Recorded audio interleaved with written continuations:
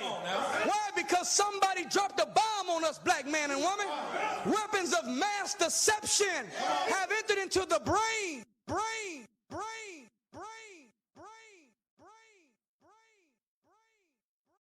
And the last thing that a black man wants to come home to after fighting in this world is to have to go round two with his own woman. Yes, sir. And the last thing that a woman wants to come home to after fighting in this world is to come home to a man that ain't been fighting at all. So when marriage is done right, our houses become a spiritual recharge center where we can unplug from this no good, wicked, racist world and come to a place of pure love where we can extract both peace and power. So it hurt to see that these leaders, these organizers are suffering at home, fighting at home and fighting in the streets, which means they're less effective. So I said, man, instead of me having to keep on doing these little sidebar meetings all the time in these hotel lobbies by these copying machines, shutting down the business office, I said, well, here's before you say I do and here's after you say I do. Now we try to do like the old school doctors tell, look, take 2 of these and call me in the morning. And so far, they've been a great blessing to those that have studied these books. So where did they get them? After you say I do, and what's the other one? Before you say I do. Before you say I do. NuriMuhammad.com is the easiest way to do it. NuriMuhammad.com. In the name of Allah, the Beneficent, the Merciful, I would like to greet everyone in the viewing audience in the greeting words of peace. We say it in the Arabic language of Assalamu alaikum, but in English, that simply is a prayer of peace be upon you. And today we're going to be talking about, man, I think it's probably one of the most serious subjects that we could be talking about today, because it basically is the demise or the survival of a nation. And that is the science of Black love. And there's nobody better to converse with on this topic than our guest today, Student Minister Nuri Muhammad, the student minister of the Honorable Minister Louis Farrakhan. He's an author. He's a world traveler.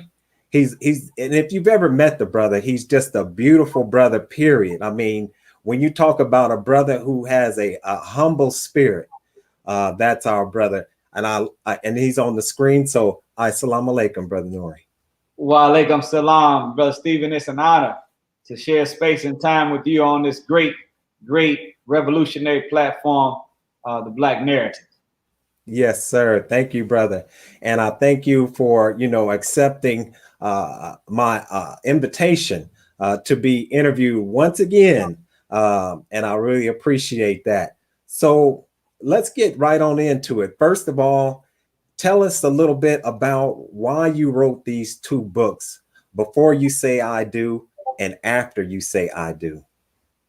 Well, Brother Stephen, as you shared the video clip from the Breakfast Club at the beginning of the program, it was a result of 2 things. Number one, positive peer pressure, where so many people that enjoyed my way of bearing witness to the teachings of the Most Honorable Elijah Muhammad, as taught to us by the Honorable Minister Louis Farrakhan. They always buy a lot of my lectures.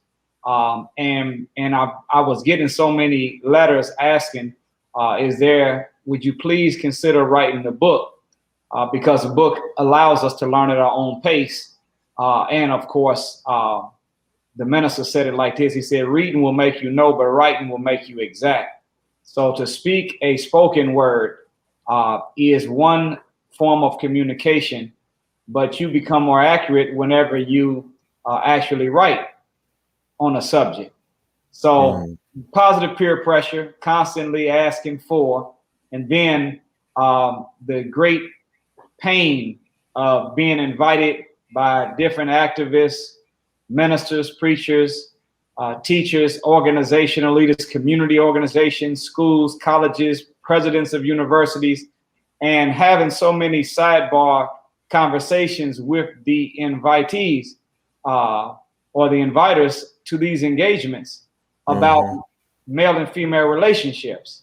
And so the mixture of that positive peer pressure multiplied by the conflict that these leaders of our people were having at their home front.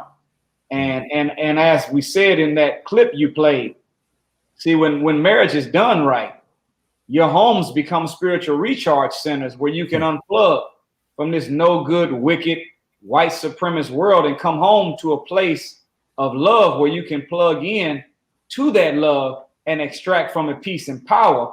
And it makes you more equipped to go back into the world to fight for your family and fight for your people.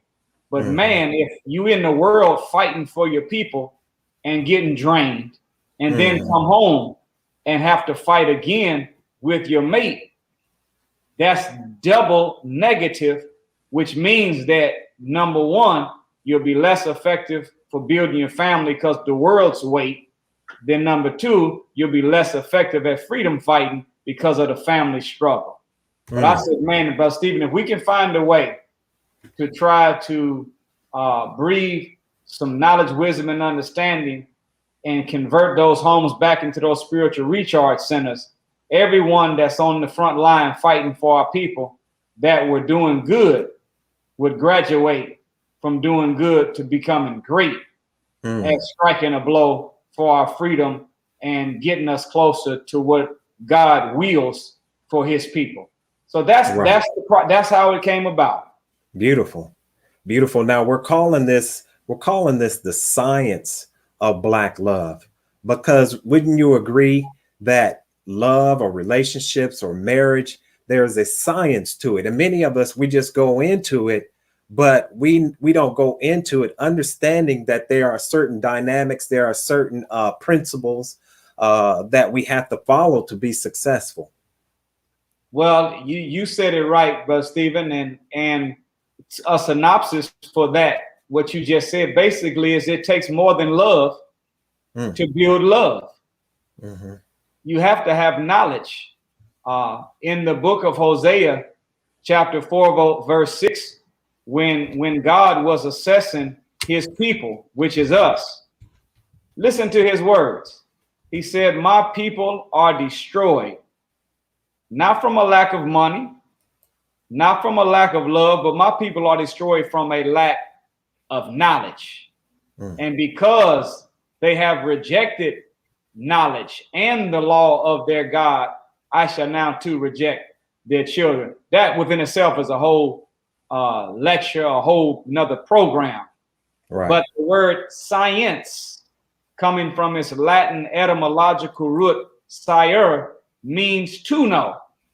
So the science of Black love is the knowledge or the requisite knowledge one needs in order to find Black love, cultivate Black love, and get Black love to the ultimate objective of bearing the fruit that it was born as a system to bring birth to. So that is a good point. It's a science, which is a skill set and a knowledge that comes from theory and application. It is the how to do, and then it is doing what you know mixed together that brings about sustainable Black love. Right. And so, we are taught in the nation that there are three sciences that we were never to be taught. And many of us don't even know that there are three things that we were never to be taught. And we'll go. And can you talk about, of course, we'll just say the science of business, the science of what we're talking about tonight, which is mating, and then the science of, what's the third one, my brother? Warfare, of course. So just as you said, Brother Stephen, the most honorable Elijah Muhammad, who was a Black man born in North America, raised by God and taught by God with a specific formula to unpack the Bible, the Quran, our history, science, mathematics, and nature in a way that he could give us a prescription for all of our ills. He exposed to us so many revelatory aspects of life, and one of them was the fact that the slave master said that there were three things that must never be taught to the slaves. And you can now go to the Congressional Library in Washington, D.C., and they bear witness to what the Most Honorable Elijah Muhammad said. In 1867, 2 years up from Emancipation Proclamation, the so-called freeing of the slaves, Congress was meeting to determine whether or not they were going to allow black people to get a college education. And as they debated on the floor as to whether they were going to let black people go to get higher learning, universities, college education, they came up with two things that would be the requirement if we allow Negroes to go to college. Number one, no black people could go to white universities. And number two, if we allowed them to erect their own black colleges and universities, there are 3 sciences that must never be taught to those slaves. And that was the science of mating, the science of finance, and the science of warfare. And when we look at the statistics in these 3 areas, these are the 3 categories of our endeavor as a people that we struggle the worst and have the worst mathematics. You know, we don't know war, because if we did, 95% of all black males that are killed wouldn't be killed by other black males that look like them and know them and sometime are from their own family. Warfare, principle of warfare is number one, you must have the proper identity of your enemy. And by the fact that we're killing one another lets us know that we have not really identified our enemy, or we wouldn't be dying from so much, quote unquote, in war terms, friendly fire.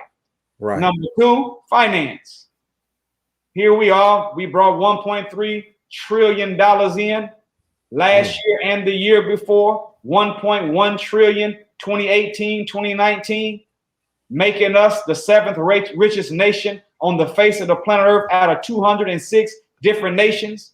Yet we 47 million in the United States of America, and you got Spain with the same amount of people we have, but they're managing a 208,000 square mile land mass with their own institutions of education, commerce, business, railroads, airplanes. They got a whole nation managing with $400 billion less than what we have coming in.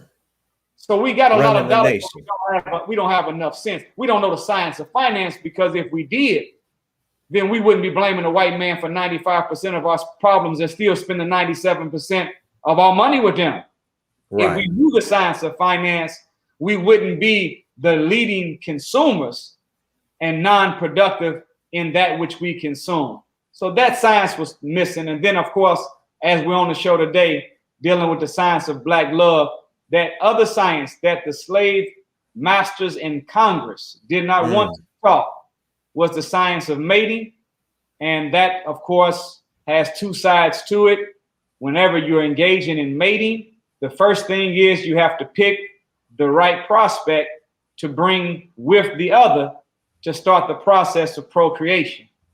Once that offspring comes from those 2 being brought together, the second side of the coin of mating is how do those 2 parent or cultivate that child into becoming what they're born to be. So we weren't taught how to pick a good mate. We weren't taught how to find a wife or how to find a husband. And we weren't taught how to be the right kind of mothers and fathers to the children that came from us coming together. These 3 sciences were blocked from us in 1867. And by the statistics, we have a 75% divorce rate right now among black people in America. We have a higher divorce rate as black people in America than 3rd world nations that barely have clean and running water. We've got to be taught it all over again.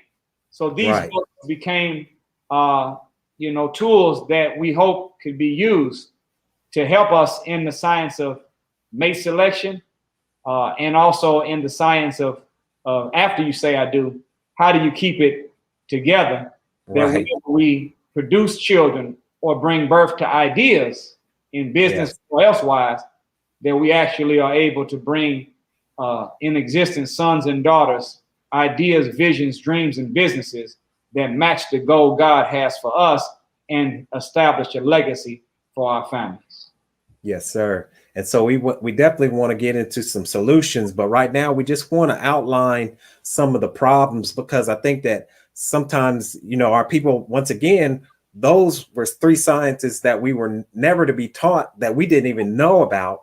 But now, if you can you talk a little bit about how the white, or the architecture of white supremacy has directly gone to disrupt and destroy the Black family? Well, you know, of course, we don't have to look deep into history to do so. But one of the things that we learned from the Most Honorable Elijah Muhammad, he said, out of all of our studies, history is best qualified to reward the researcher. And when you go back to the history of the interaction of the Black man and woman with Caucasian people, you find that from the very beginning of them coming in contact with us, they immediately began attacking the institution of family, or Black family.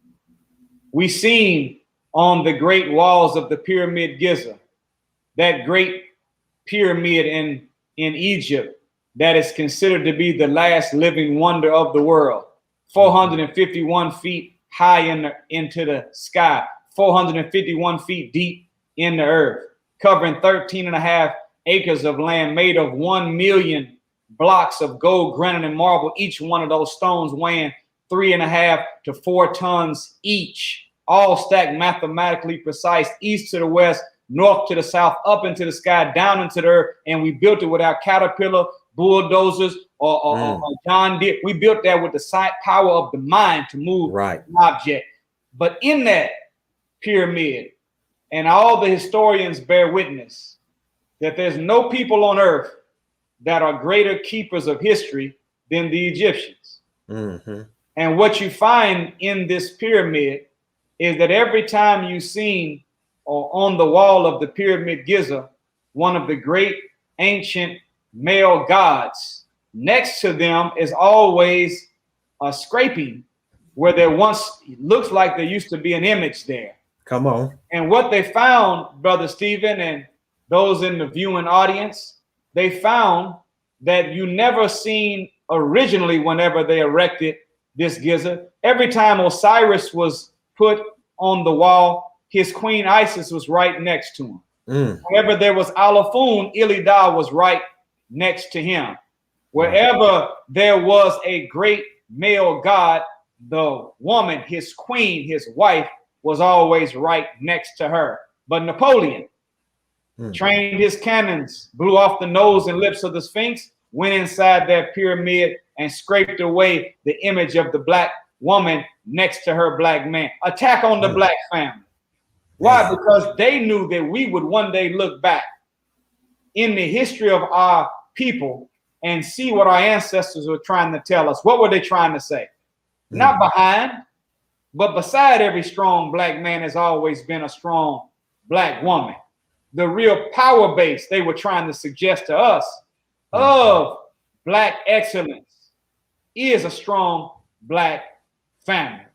So then we got put on the slave ship, and they separated the children from the parents, and many of us heard our children die on the transatlantic slave trade coming from Africa to America on that 9,000-mile journey. We got to America. What did they do? They had a hard time, Brother Stephen, breaking the proud, powerful, productive, pious people from Africa. So they couldn't break the adults. So they killed off the adults of the first batch of slaves, left the children there without their mothers and fathers. And then the white man became a no good, wicked foster parent, raising our babies to be trained as animals, not knowing anything about the legacy of their people. That's an attack on the Black family. Absolutely. Then whenever we began to grow old and work, and now breeding came about. Take a strong Black man from one plantation use him as a stud and a buck. Right. And a fertile Black woman from another plantation. They don't love each other.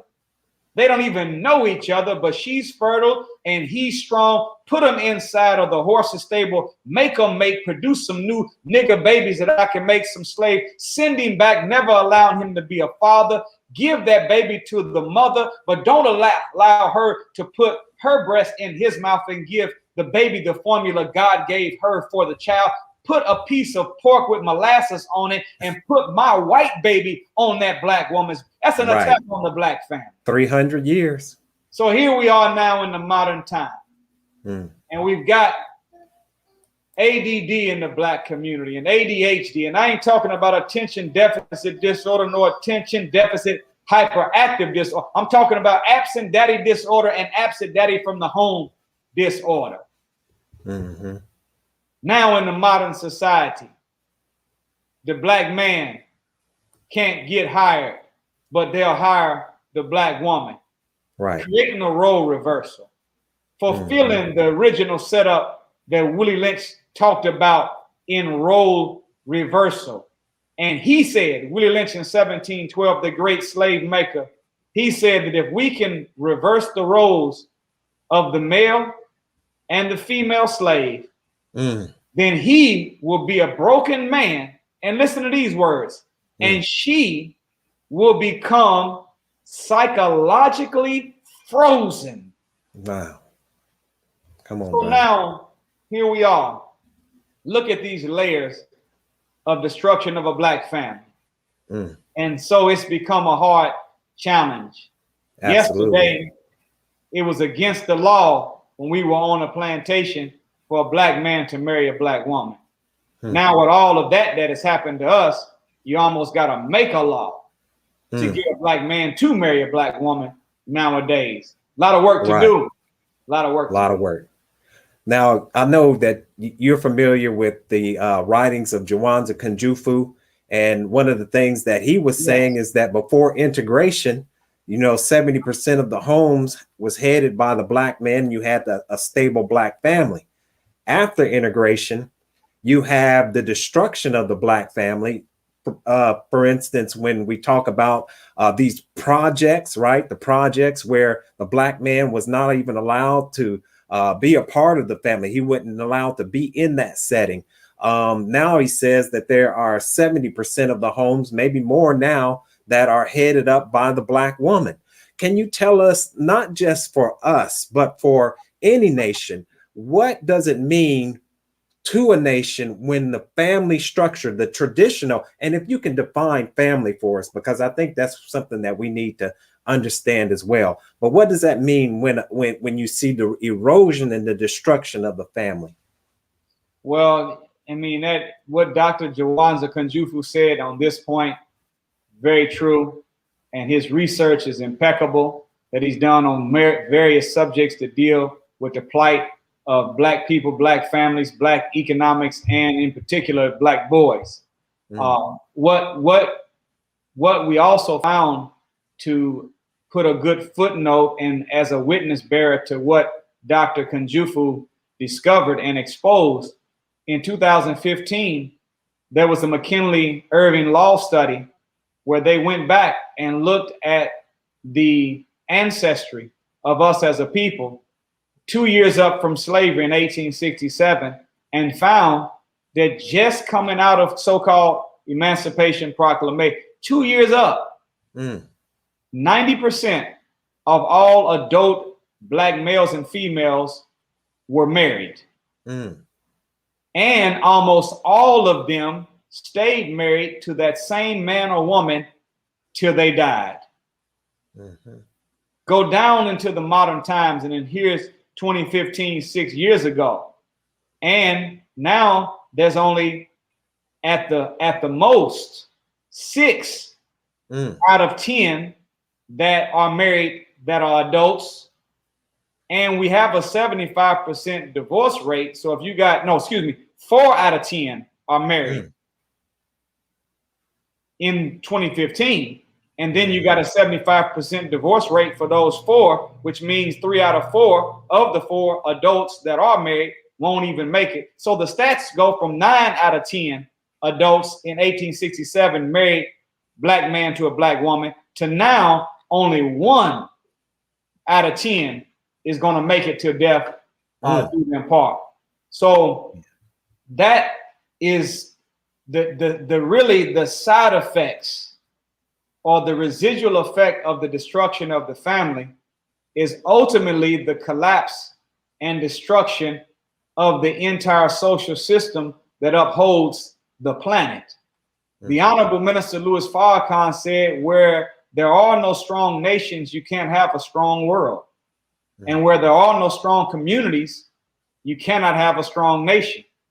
And where there are no strong families, you cannot have a strong community. And where there's no strong marriages, you can never produce a strong family. So the cornerstone, he teaches us, of family is marriage. So phase one of proper definition, not talking about a devil's definition for family, but a divine definition for family.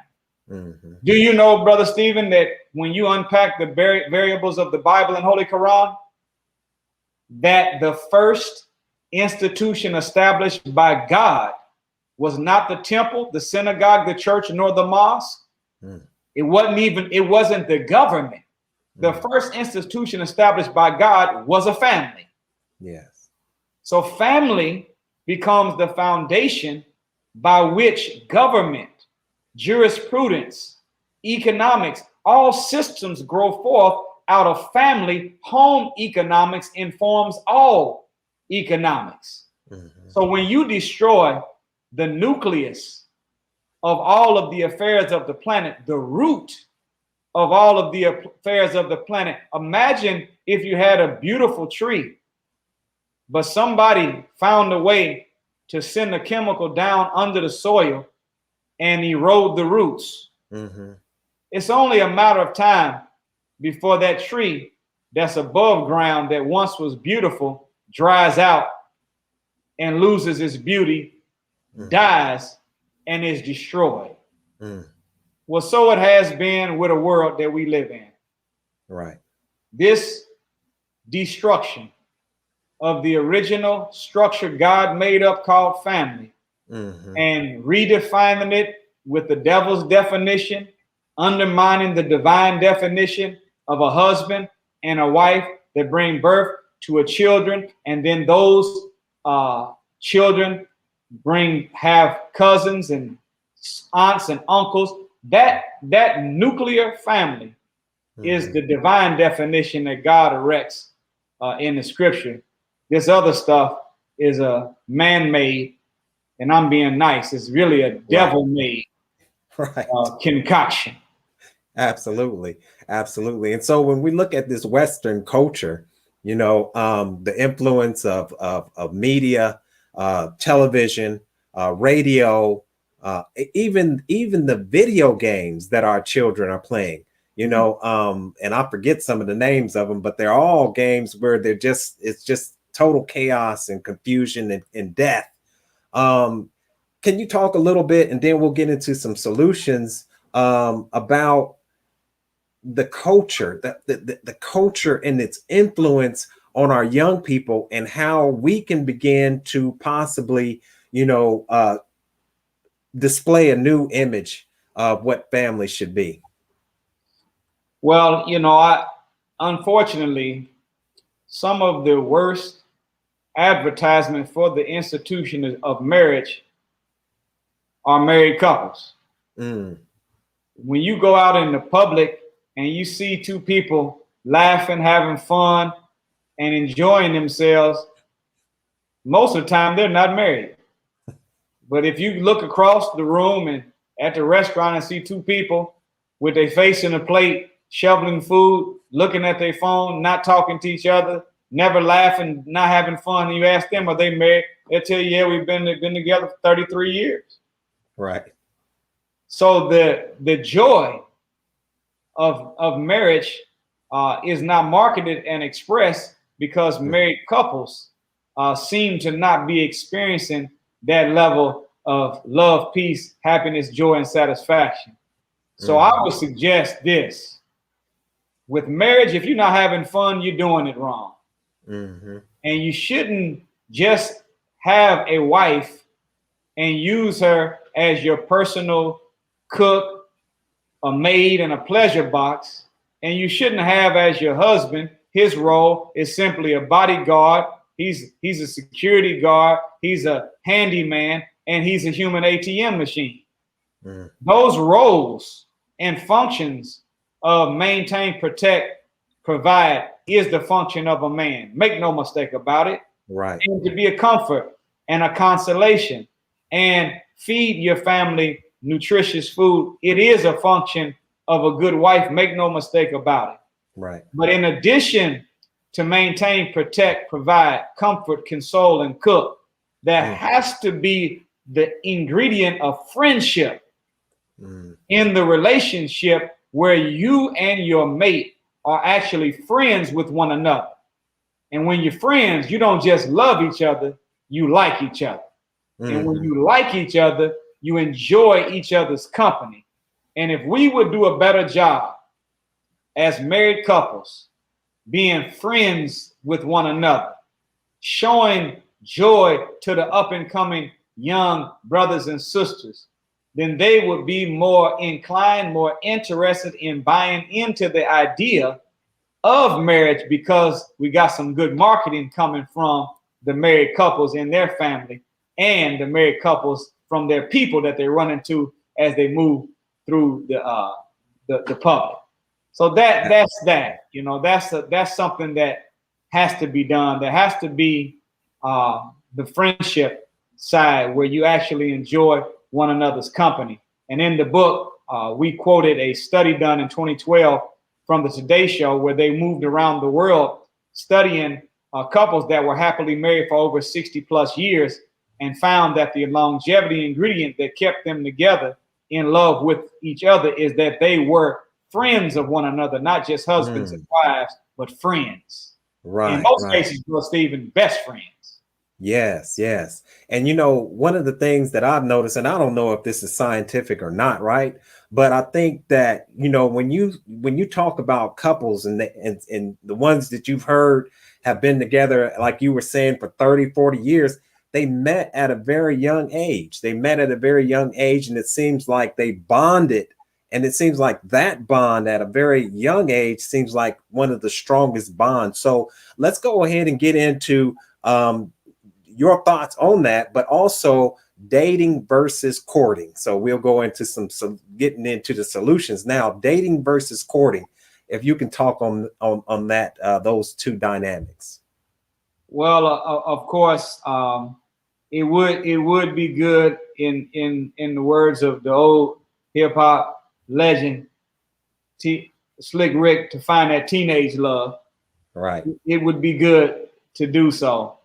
Yes. But there has to be a level of maturity present right. in order for two people to sign up for this most sacred of unions called holy matrimony and get engaged in this process of becoming one.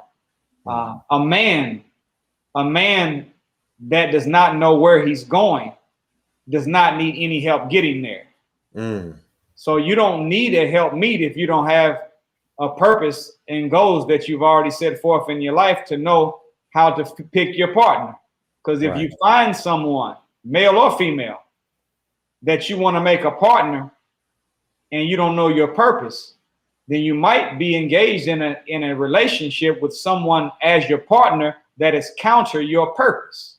And at the end of the day, real happiness doesn't come from money. It doesn't come from material things. Real happiness, so teaches the Honorable Minister Louis Farrakhan, comes whenever someone has found their purpose for living and they are fulfilling that purpose. That person is a soul that has what's called an unspeakable joy. So you don't want to rush too much into the relationship just for the sake of saying, I got to find them young. You want to make sure that you're young, but not young and dumb. You want to be young and smart, young with morals, young with integrity, young with aim and purpose, and hopefully already found your purpose so that you can pick the right partner that complements and helps you fulfill that purpose.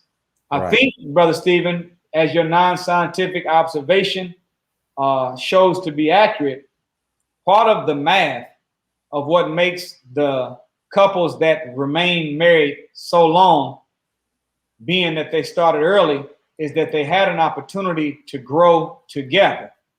Mm-hmm. And by growing up together, they were able to help each other go into manhood and womanhood and various degrees of responsibilities over the course of time, which makes it easier because they built a different kind of bond with each other outside of the traditional male-female relationship. Mm-hmm. And then, of course, too, the younger you are, many times the less people you've been involved in. Mm.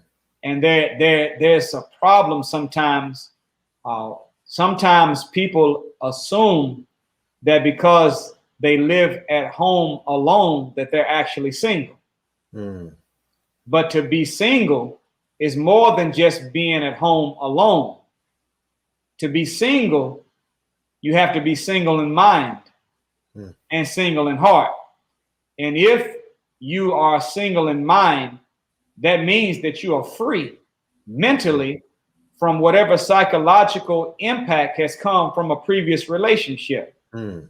And if you're free in the heart, that means that you no longer have spousal love for the person that you're not in a relationship with.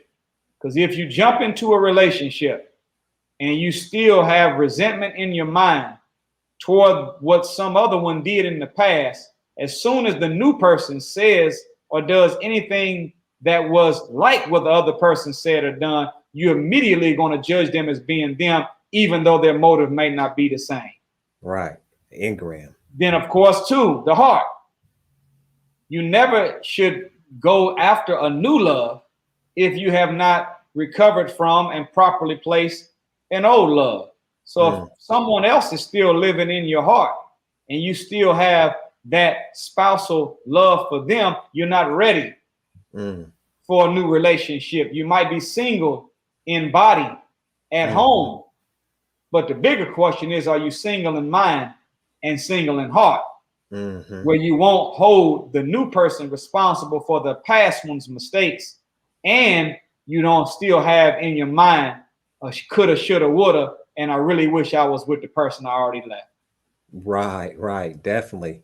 And one of the things that, for instance, when I was getting into relationships, because we are not taught this science, right? We go into the relationship as men and probably as women as well, thinking that the woman wants what I want, and she may be thinking that I want what she wants, but we do want different things out of a relationship.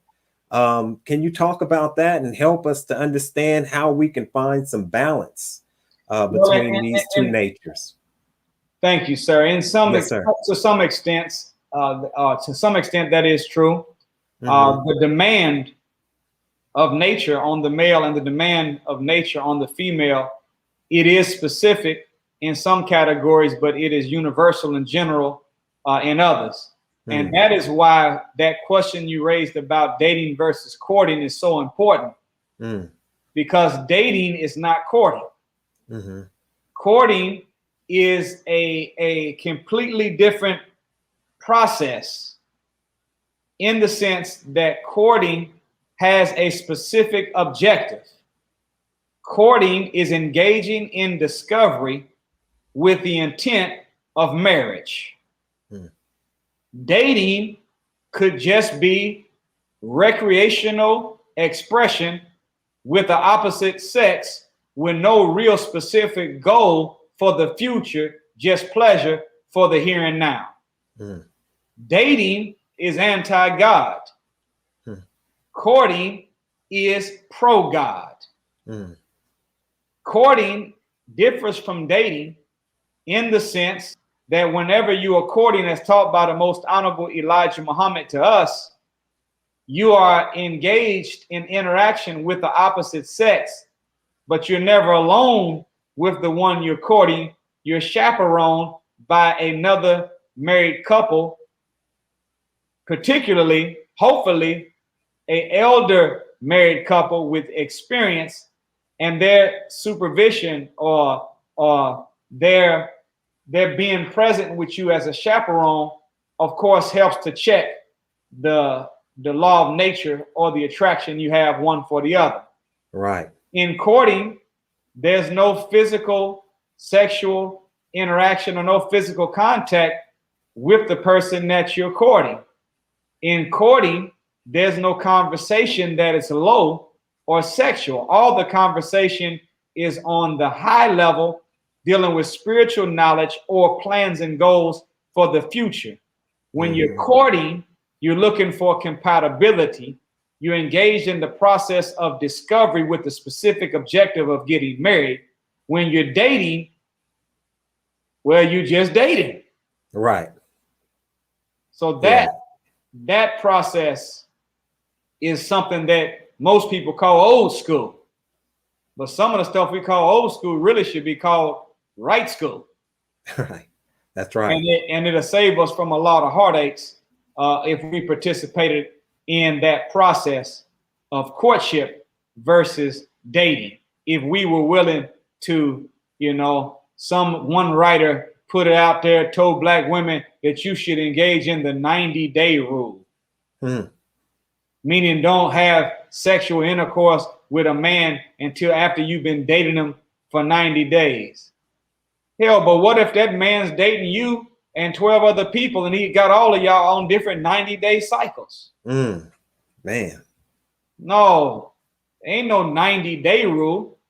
The requirement for you to give yourself to a man in that way should be somebody has said, I now pronounce you husband and wife. Now you may kiss your bride, but there shouldn't be no kissing of no bride or nothing else until commitment has been satisfied.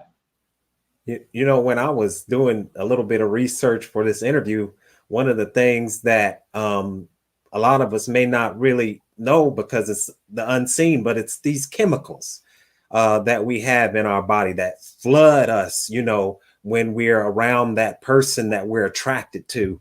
And then, of course, these same chemicals blind us, you know what I'm saying? And so we can't hear or see defects in the other person until, those chemicals begin to wear off. And then we begin to see reality as it is. Can you talk about those chemicals? And can you also talk about how long should we court before, we say that this person is not serious? Man, beautiful, beautiful.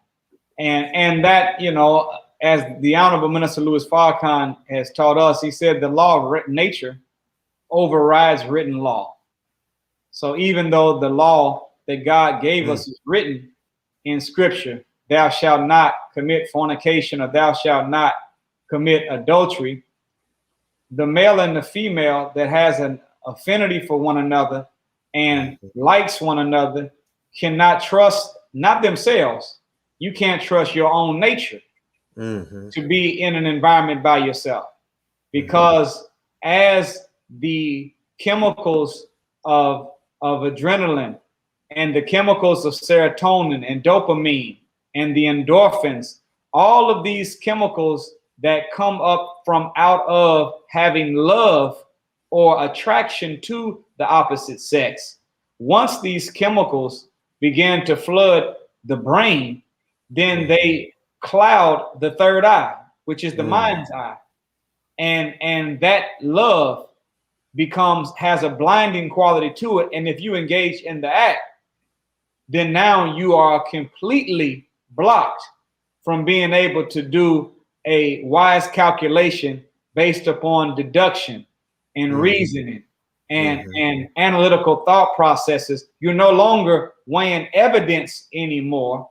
You're no longer looking at facts, because your feelings now have come into play and your feelings have overrode your facts. But at a certain point, my beautiful sister, my strong brother, those feelings are going to die down, and it'll be those facts that will be present.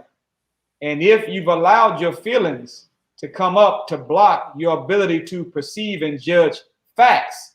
You'll engage in a relationship, and when the facts come out, you'll realize that this is not the person I thought they were. Why? Because I couldn't see. It was cloudy. It was foggy. These emotions, the chemicals that love and attraction produce, has blocked my third eye. I've been looking at him and her through these two eyes, but my third eye wasn't working right. Right. So I seen them physically as they were, but my third eye, where my perception came from, caused me not to see these red flags of these issues. And I can't believe. So that protects you. It helps to guard you from the chemicals, the emotions that have a blinding quality to it. Yes, sir. And I want to ask about, one of the things that is said in old school as well, right? Is that, I'm going to take you to mama, or I'm going to, take you to meet my daddy. How important is it for us to, find out about the other person's family as well? Well, very important.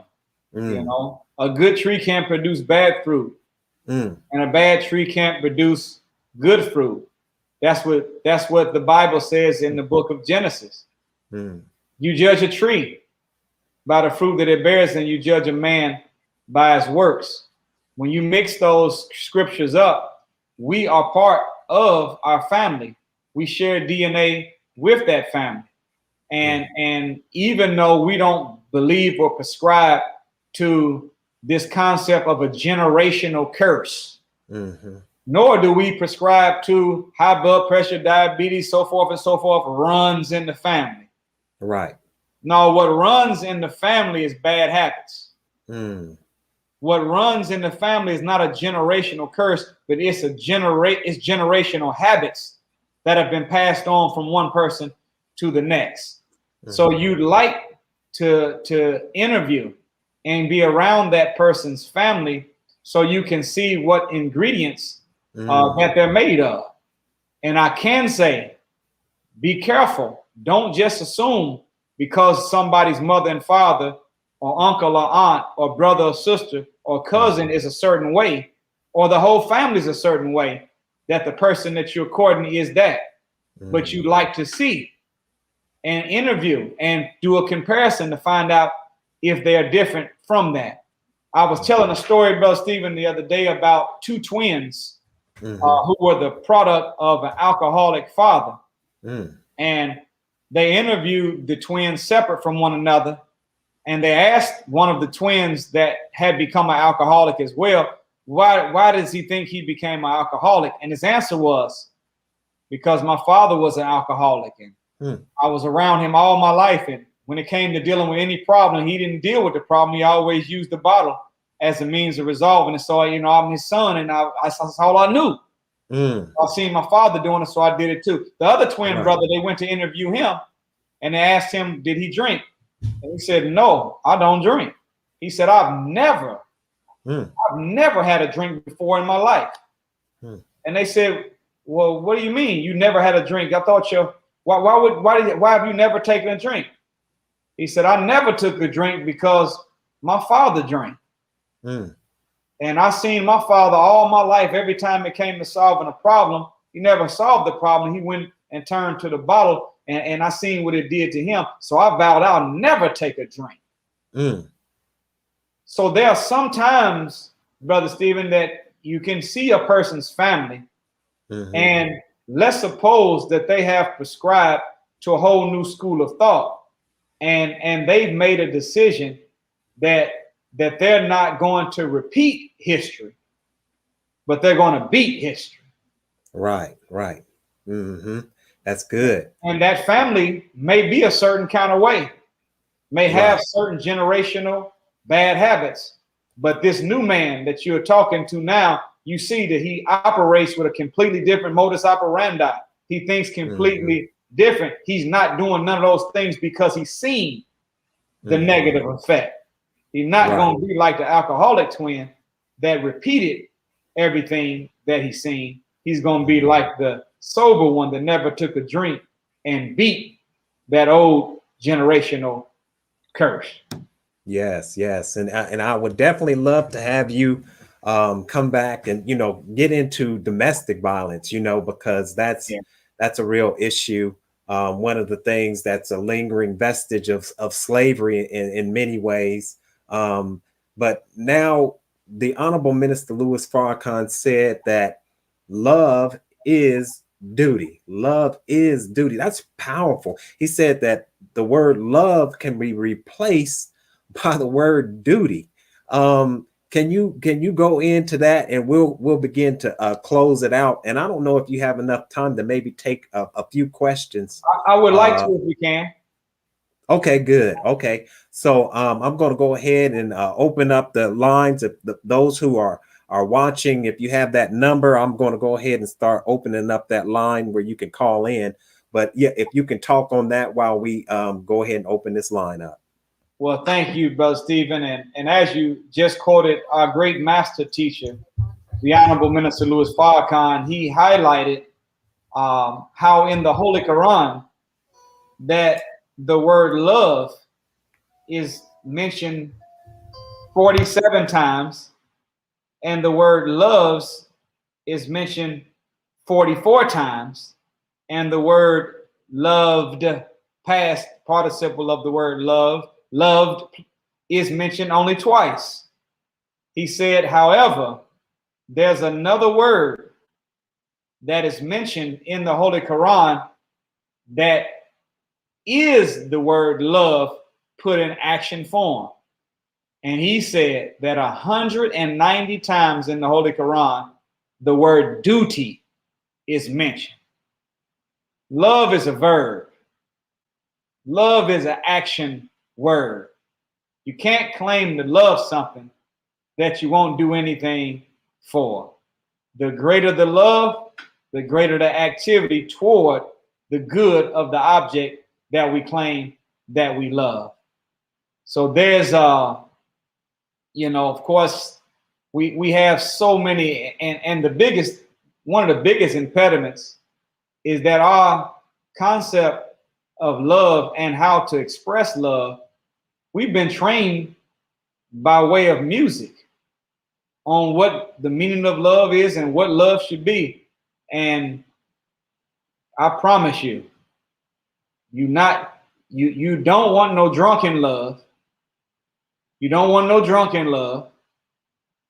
And when you don't have the proper definition of love, you might come out like Tina Turner and just say, what's love got to do with it? Right. What is love but a secondhand emotion? So I think it was Music Soul Child that said it some years ago about love. He said, so many people use your name in vain. And people say love, but they don't quite know the definition of love. So love is duty. The most honorable Muhammad said love is freedom, justice, and equality. And when you love something, you want it to have those three essentials of life. When you love something, you don't use love as a noun that you just speak from your mouth. You use love as a verb that you show with your works by keeping your duty to the object you say you love. Absolutely. Thank you, brother. And so for those who are watching, if you would like to call in, we have that number below. Don't hesitate, call right on in. And you can ask your question to Student Minister Nuri Muhammad. As we go on and wait for those who call in, and they were calling in the beginning, so hopefully they'll call in as we go on. Romance without finance, right? Romance without finance is a nuisance. What would you say money, sex, and the lack of communication are? Would you say that those are the main issues that most relationships have? Well, they seem to have some of the, I would say that's where a lot of problems come about. And one of the things that, as you quoted, I call that the gospel of Big Mama. Right. There's some stuff Big Mama said that's just as true of Matthew, Mark, Luke, and John. And that's one of them. Big Mama said birds of a feather flock together. She knew what she was talking about. Right. Yeah, Big Mama, she's the one that said a family that prays together, stays together. So I would say that same quote, romance without finance is a nuisance, is true. But think about that, a family that prays together, stays together. See, the first form of communication should be with the family members to their God. And the more they can communicate to their God together, you are training yourself on how to properly talk to the creation of the Creator by communicating as we do in Islam, or supposed to do in Islam, 5 times per day. And what we find is by engaging in consistent communication with the Lord of the worlds, then we learn a more respectful, more dignified way of communicating one with another by proxy. So whenever two people talk to one another the way they want to be talked to, treat one another the way they want to be treated, then that kind of communication is a healthy form of communication that will keep couples from arguing. I don't think that it's right for married people should not argue. They should not have arguments. They should have discussions. Right. An argument is when two people have raised their voice in anger to find out and figure out who is right. But a discussion is when two people communicate with one another in a civilized, respectful manner to find out what is right. And whatever and whoever brings the superior what is right to this issue, that is who husband and wife bows to, and they move on in agreement with the highest truth. But arguments to find out who is right and not what is right are a destructive form of communication. They also, of course,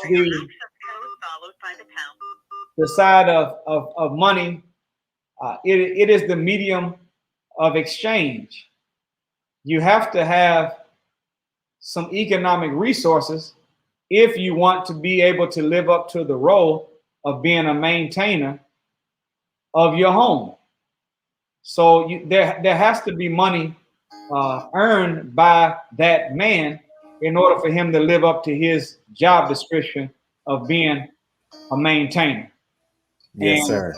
So not only do you have to make money, but you have to properly manage the money that you make.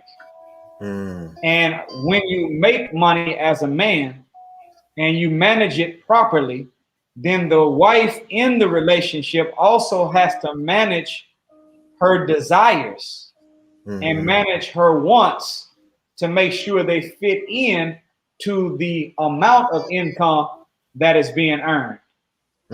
As a general rule, the Holy Quran says that a man should earn enough money and have put up enough money that his wife, if he dies, can live at least 1 year without ever having to go work anywhere and do anything and maintain that current lifestyle.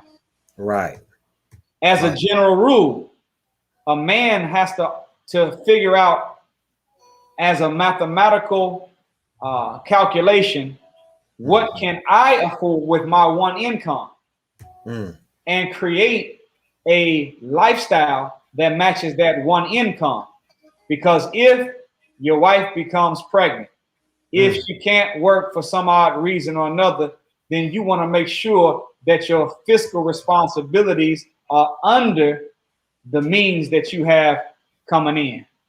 Right. Now, of course, in this world, it's very challenging for one income to be able to maintain a home.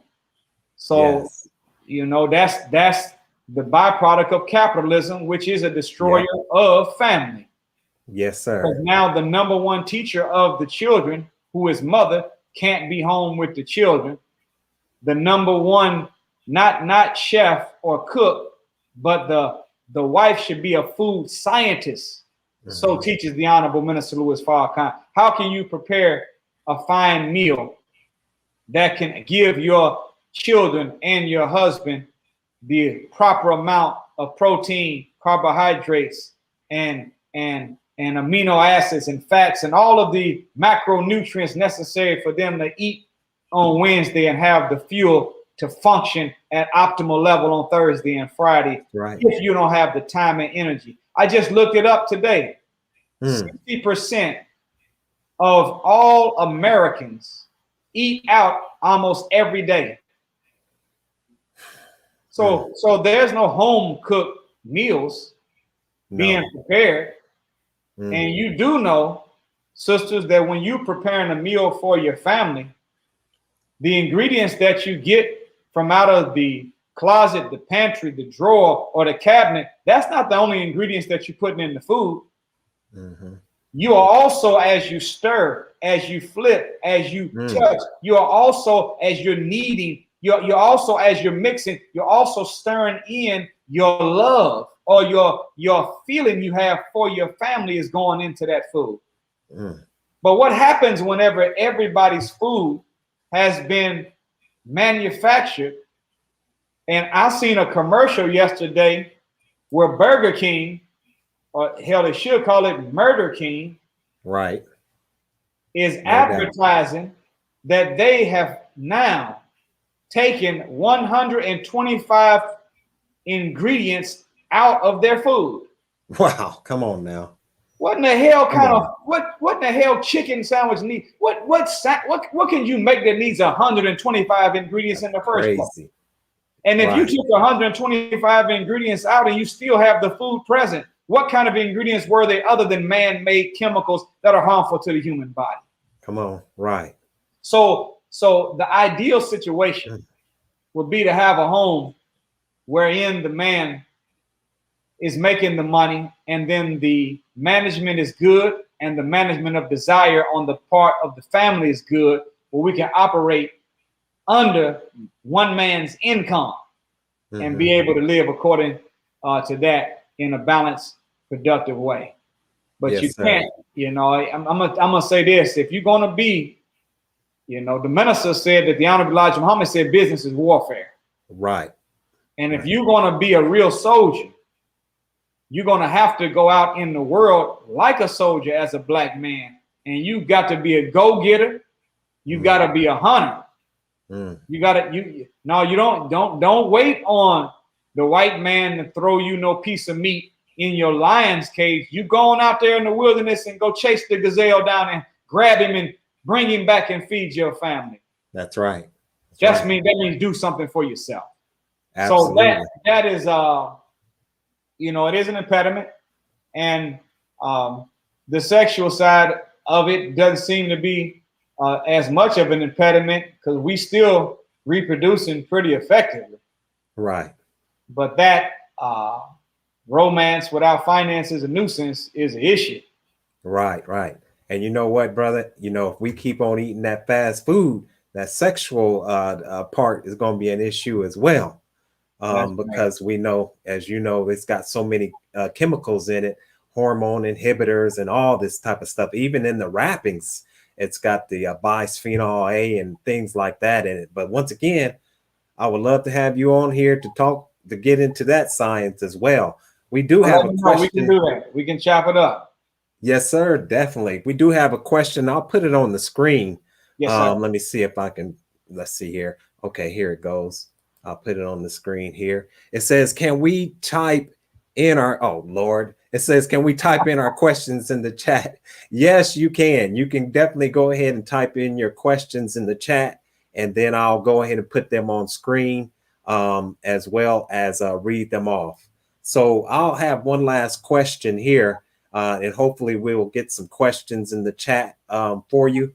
So you have broken down so much for us, Now I want to talk about what the Bible says this wicked and adulterous generation seeketh after a sign. Can you talk about, what we need to do to keep ourselves in the right frame of mind as we're looking for a mate? And can you talk about the difference between being abstinent and being celibate? Wow. Well, that's a hell of a thing for Jesus, from the wisdom of God, to condemn this new people, which is us, as a wicked and adulterous generation that seeketh after a sign. And of course, said, I give you no sign except for the sign of Jonah, as he was in the belly of the fish for 3 days, so shall the Son of Man also be in the heart of the earth. And that's a whole nother subject, because a belly in a fish, or a man in the belly of a fish for 3 days, Son of Man's going to be in the heart of the earth. In the same way, Master Father Muhammad, Son of Man, the heart of America is the automobile industry. Mm-hmm. The Detroit, Michigan is known as the Motor City, which would make it the heart of America, the heart of the earth.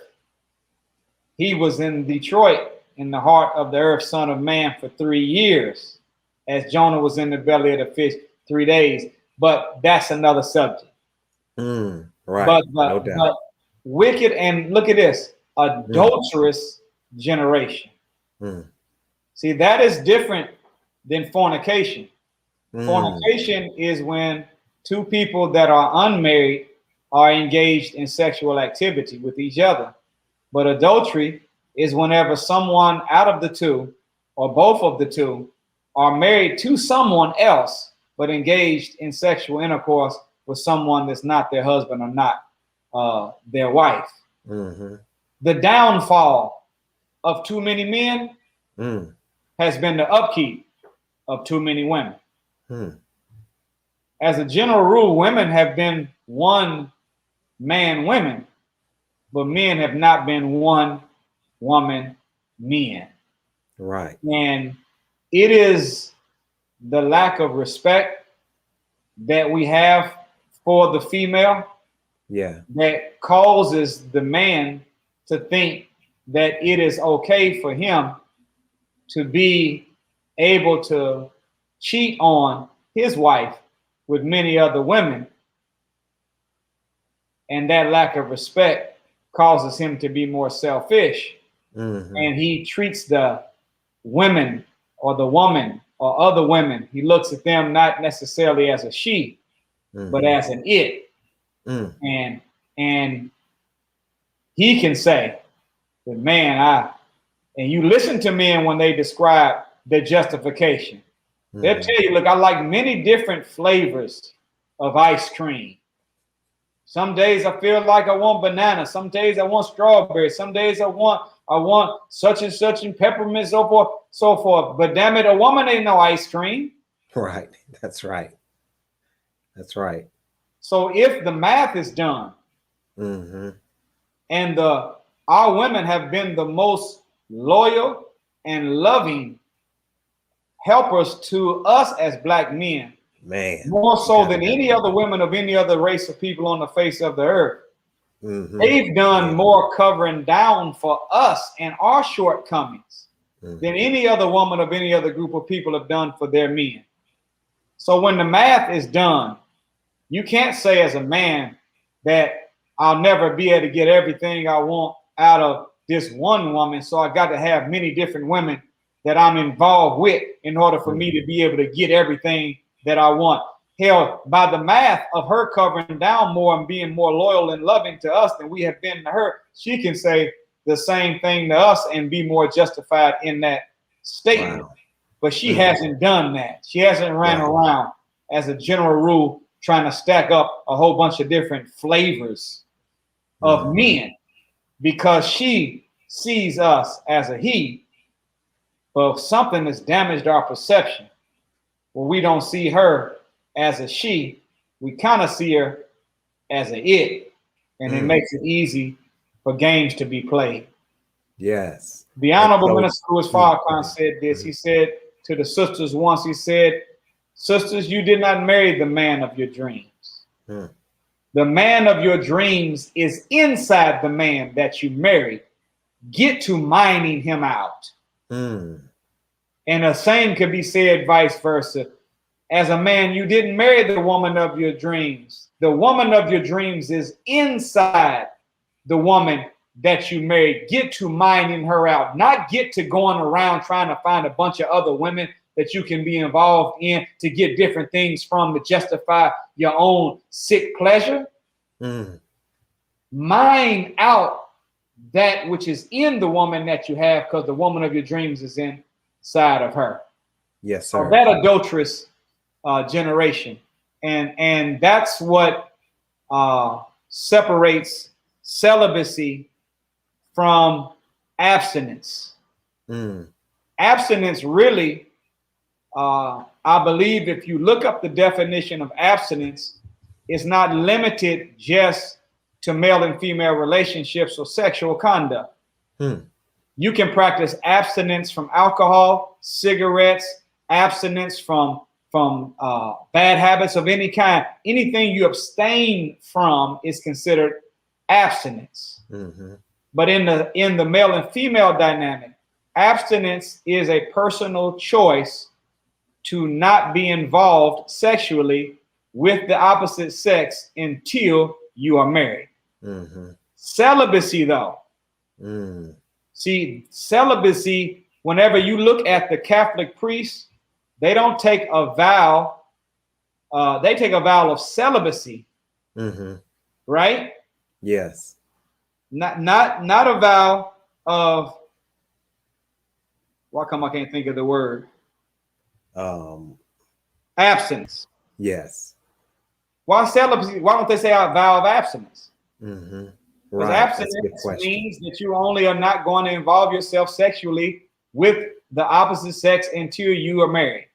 Right. The celibacy means that you are not only are you not going to engage yourself in sexual activity while you're not married, but you also are never going to get married. We don't take a vow of celibacy Right. in the nation, and it's not the code and ethics of God. Abstinence is in the code and ethics of God until you are married. It takes great strength. It takes great discipline to be able to do it. But I promise you, if you can bring, as the minister teaches us, the lower region, stomach, down to the organ, if you can bring that under the control of a rightly guided mind, there's nothing that you want to accomplish that you won't be able to achieve. Absolutely. If you can conquer your stomach and your lower self, you can conquer anything in the world. Yes, sir. Powerful. And so I have a few questions that are coming in, if it's all right with you. Yes, sir. Because before we close out, I want to ask their questions, but I definitely want you to give us some insight into the beautiful relationship of the Honorable Minister Louis Farrakhan and Mother Khadijah. And if you could talk too a little bit about the classes for the women, the MGT and the FOI. But I'm going to ask these questions, then we'll end it with those. So let me go back up, and of course, a sister, beautiful question, and I'll put it on the screen. She says, "Why does heaven lie at the foot of woman?" Well, that is a little different than the actual quote.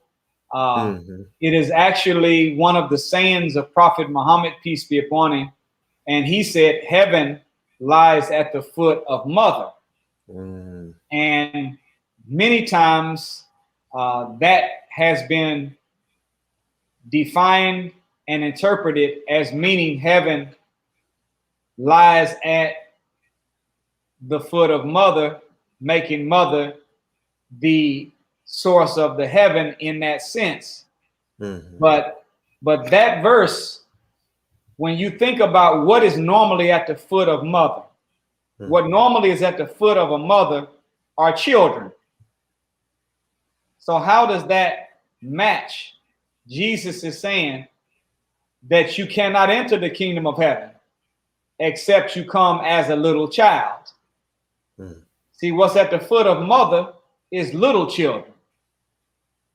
You cannot enter the kingdom of heaven unless you come as a little child. So the study of the characteristics of a child, not their childish characteristics, but their childlike characteristics, will help us to know the kind of characteristics we need in order for us to find ourselves in a heavenly state of mind. Now, the most honorable Elijah Muhammad said this to verify, validate that question. He said that the only heaven for man is found in the woman. Right. So in that sense, think about all the work that people do to qualify themselves to go to heaven. What the most honorable Elijah Muhammad is telling us as men is that put in that same kind of effort, put in that same kind of work to qualify yourself to be in a relationship with a good woman. Right, right. Because not up in the sky in the sweet by and by after you die. No, right here, sound on the ground while you're still around. Your heaven is found in the good woman that you're with. Work hard to live up to the code of ethics, the way, the rules, the conduct that you would to go meet Jesus in heaven. Right. Work that hard to make sure you got a good, healthy marriage with the woman that you're with.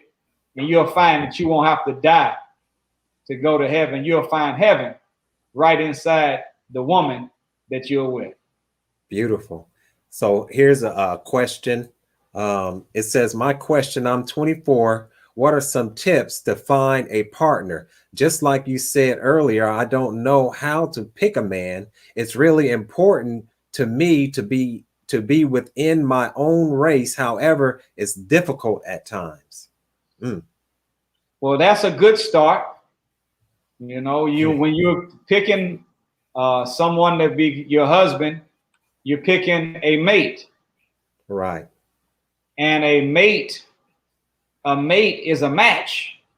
So if you had a size 9 red Air Force One, the mate is a size 8 right foot red Air Force One, not a pink Air Force One, not a white Reebok.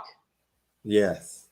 You want the one that has the same color as the one that you're trying to be a mate of. So that's good part. Yes.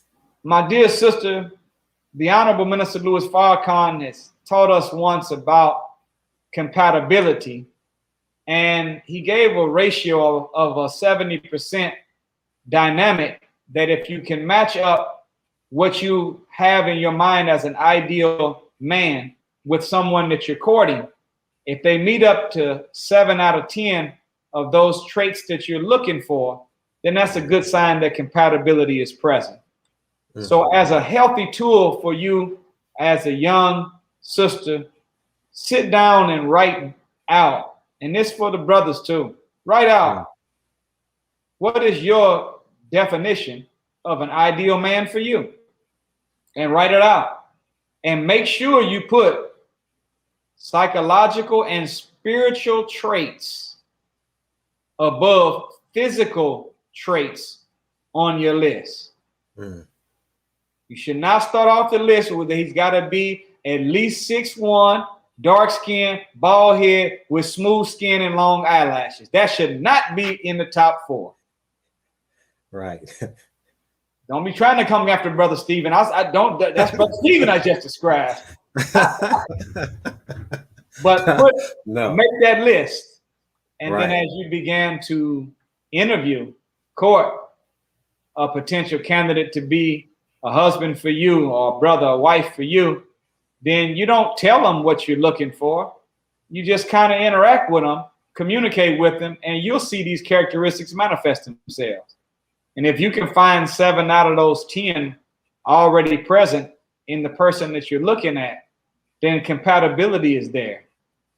But if you only can find 3, if you only find 3 out of 10, 7 are missing, don't lie to yourself and think that you're getting ready to do something special and I'm going to love them and I'm going to put this good out. Don't trick yourself. Right. And thinking that you're getting ready to do something special, unique magic, and all of a sudden, hocus pocus shazam, after my touch, my love, and my food, I'm going to make him into all of that. No, you don't want somebody that only is 30% of the description that you gave as an ideal man for you. You want somebody at least 70%. If you find a man that meets up to 7 out of 10, you got a partner. But if you find one only meets up to 3 out of 10, you don't have a partner, you got a project. Right. And you shouldn't want to marry a project. You should want to marry a partner that can come help you with some projects. Right. So Definitely. I hope that answers that question for you. Yes, sir. And we'll put this one on.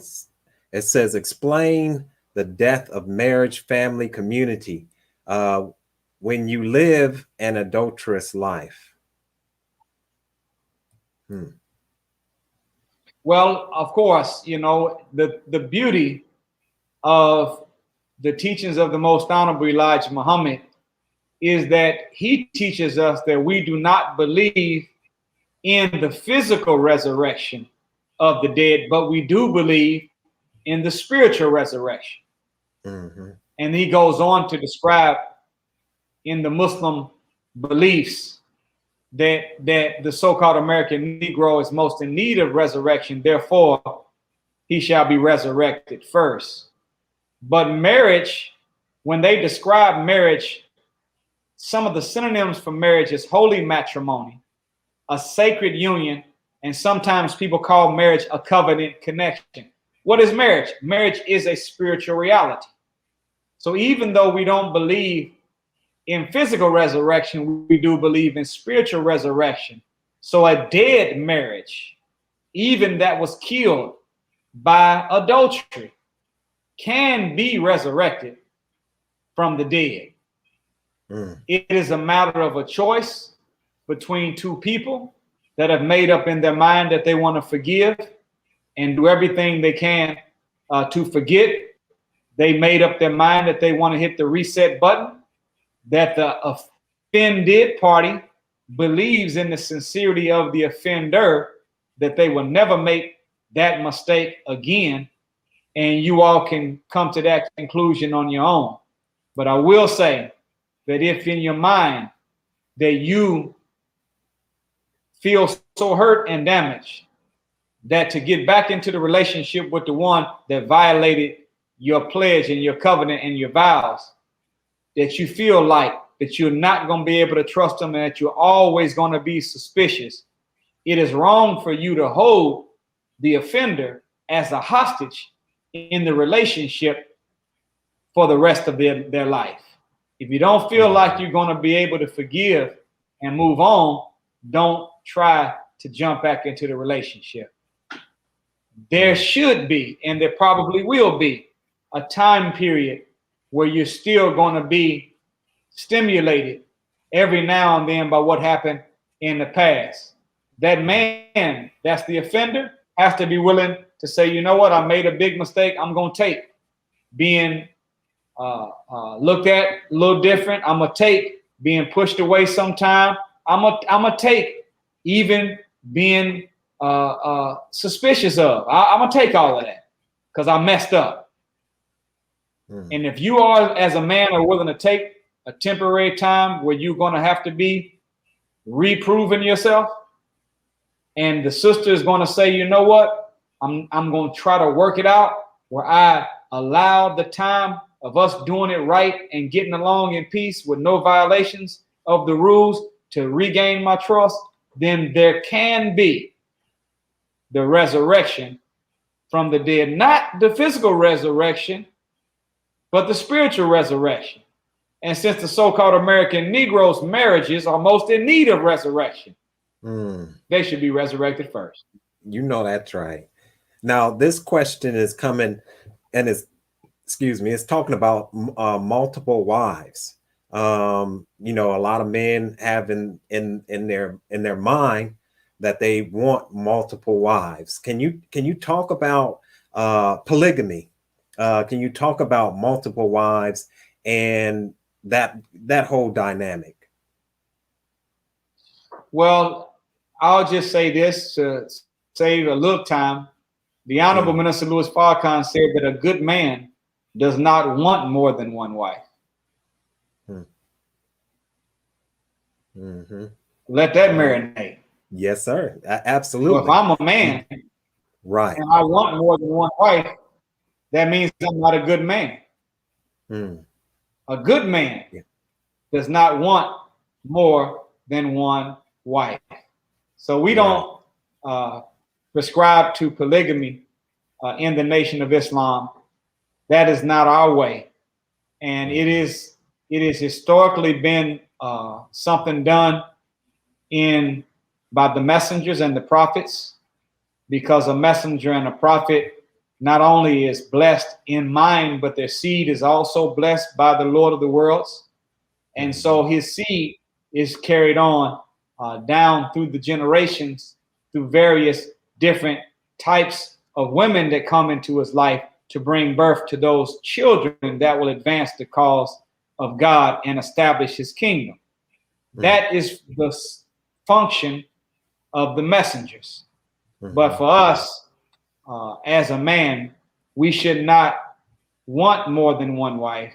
And if we find ourselves desirous of more than one wife, maybe it's a sign that we're not as good as we should be. Because a good man doesn't want more than one wife. So we don't practice polygamy as soldiers and believers in the nation. And, you know, like you say, and there's so many dynamics, you know, to that as well. You know, when we were talking about no romance without finance, so many of us, we have these crazy thoughts of multiple wives and they're all living under one roof, or, you know, just crazy thinking. So we don't even know, first of all, we don't even know the science of Black love. Now we want to get in more trouble with taking on more than one wife. So yeah, that right there is a little much. I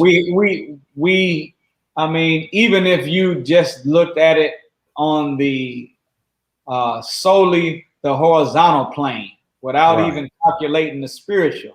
The spiritual should always be calculated, but just horizontally, that you cannot be a ruler over much if you haven't been faithful over little. So if you can't handle the responsibility well of one, what would make you think that you would be qualified for more than one?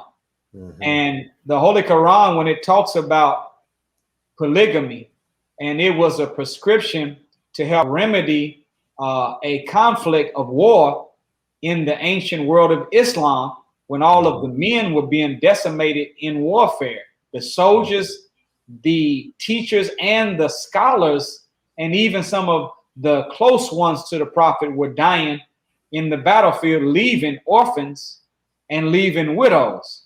So whenever they were engaged in polygamy in the Quranic context, it was to cover down for the lack of men able to take care of widow women and the children that came forth to keep balance in society.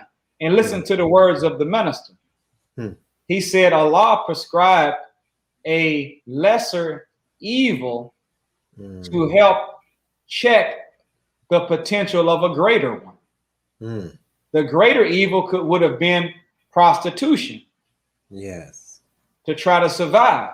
But the lesser evil was polygamy, but that's the wording that he used in one of the messages. So, you know, the Quran says it like this. One wife is best for you if your butt knew. I mean, if you but knew. If you but knew. One is best. That's so right. If the believer, as we've been taught in the Holy Quran, according to its writing from Allah God, he says, and the believer follow the best of what has been revealed. Mm. Well, if we follow the best of what has been revealed, the Quran was revealed, and one is best for you is in that Quran, then he's given us a instruction that we should strive to be good, honorable, and faithful to that one. Yes. Yes. So now to wrap it up, just these Yes, last sir, I three have to close questions. it out because you're going to get me in big trouble in little Chinatown with my whole family. I'm sorry. No, so I do got it. The classes. Well, let's just jump. We'll talk about those two another time, and let's just get into the beautiful relationship between the Honorable Minister Louis Farrakhan and Mother Khadijah. Well, 68 years of love and companionship of this beautiful example. I see people posting all kinds of celebrities and entertainers through social media. They slap a hashtag relationship goals on them. But the real proof of a relationship goal is Mother Khadijah and the Honorable Minister Louis Farrakhan. For a man to say about his wife that she has been the wind beneath my wings. Wow. The wings are the wisdom that he has received from God through the Honorable Elijah Muhammad. The wings are his ability to fly, but wind makes the flight easier and makes it probable and possible under circumstance. I would hope that one day that we would be able to have that kind of love, all of us as Black families. But I'll say this, if you want a Khadijah, you got to be a Farrakhan. There you go. There you go. If you want you a Farrakhan, sister, you got to be a Khadijah. Beautiful. If we work on being him as men and the sisters work on being like her as women, then the two, we can have some Farrakhan and Khadijahs all over the United States and the world in the very near future. Absolutely. I want to thank you, and I want to thank your family for you giving us this much time, brother. I really appreciate you, love you for all the work that you do on behalf of the leader, the Honorable Minister Louis Farrakhan. You have been a beautiful representative of the Honorable Minister Louis Farrakhan. And as we close out, are there any last parting words that you would like to say? And if you want to let the people know where they can get those two wonderful books. Yes, sir. Well, continue, sisters and brothers, to, recognize me. I'm just a student in the classroom with many other students with desks right next to mine. But if you like anything that I've had to say, you're going to absolutely love what my teacher has to say. And my teacher is the Honorable Minister Louis Farrakhan. Go to YouTube and then go to store.finalcall.com and pull up all of the messages you can get on marriage by him.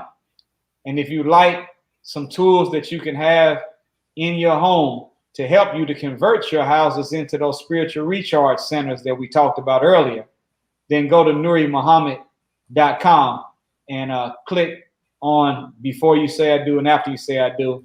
And I have 3 other books on there as well, plus over 100 lectures that you can get as well. NuriMuhammad.com. Thank you so much, Brother Stephen. Thank you, beloved. The Black Narrative staff. May Allah continue to bless you all. Can't wait to do it again. Sir. Yes, sir. Absolutely. Same here. May God continue to bless you, my brother. You as well, sir. All right. And so I want to thank all of those. Walaikum salam. So I want to thank all of those for tuning in to this powerful conversation. Please like, us on YouTube, like us on Facebook, follow us on Facebook. We're also on Instagram. Just type in Black Narrative. There are some other Black narratives and follow them too, So follow us, but also, I have a nonprofit organization called Knowledge for Life, and we're doing a fundraising goal. We're trying to raise $5,000. And as you know, what Knowledge for Life, what we do is we bring together Black professionals in a forum setting to talk about issues impacting our community. So I'm going to put that in the chat, and check us out. I'll show you the flyer. We have a powerful program that's coming up with some of the student ministers who are going to be talking about the prison industrial complex. As we titled it, Prison and the Injustice System, Ending the Perpetual Cycle of Slavery. And we have student minister Troy Muhammad, student prison minister Brother Lionel Muhammad, Brother Marcel X, and then we have some sisters who are also going to be talking about, you know, the situation of our women in prison, because really the prisons were never designed for our women. But unfortunately, our women are now increasingly going into the belly of the beast. And they're going into the belly of the beast with these male guards. They have these prisons, the cells that have bars where they can look in, where, you know, so tune in to that. Once again, that's going to be on October the 12th at 7 p.m. It's going to be a powerful conversation. It's a fundraiser for my nonprofit organization, and whatever you may be able to donate through that link is much appreciated. And with that, we'll go ahead and close out. We can't close out without encouraging you to get the #1 newspaper, the Final Call newspaper. We know that the mainstream media is lying. We know that, you know, they are controlled by corporate powers. Therefore, anything that goes against the corporate, that feeds the corporate monster, is censored. You know, our brother Riza Islam, he has the I got censored hashtag, or not hashtag, but @ and I have been censored. Of course, Knowledge for Life has been censored. So it's rampant. And of course, you know, the leader, of course, he would be censored because Satan is ruling, but he's losing his rule. He's losing his power. So with that, you know, I encourage you to get the Final Call newspaper. And last but not least, definitely listen in to the Final Call radio every day. If you need to get recharged, if you need to get back in balance, tune in to the Final Call radio. So we'll go ahead and close out with those commercials. May God continue to bless you and your family with the light of truth and understanding as I leave you as I came before you. Assalamu alaikum. Are you tired of corporate-controlled media? Then it's time to subscribe to a new way of gaining access to independent and timely news coverage. Introducing the Final Call Digital Edition. The Final Call Digital Edition is on the cutting edge of print news delivery. The Final Call Digital Edition carries in-depth reporting and thought-provoking analysis of both national and international news. Get out of the old and get into the new. Subscribe to Final Call Digital Edition at digital.finalcall.com. New Final Call Radio, streaming messages and music from the Honorable Minister Louis Farrakhan worldwide, 24 hours a day, 7 days a week. Download the Final Call Radio app and take us everywhere. On your phone, on your computer, on your tablet, on Instagram, Facebook, and Twitter. You can also log on to finalcall.com and click the Listen Live button, or finalcallradio.com. Final Call Radio. The official voice of the Honorable Minister Louis Farrakhan and the Nation of Islam.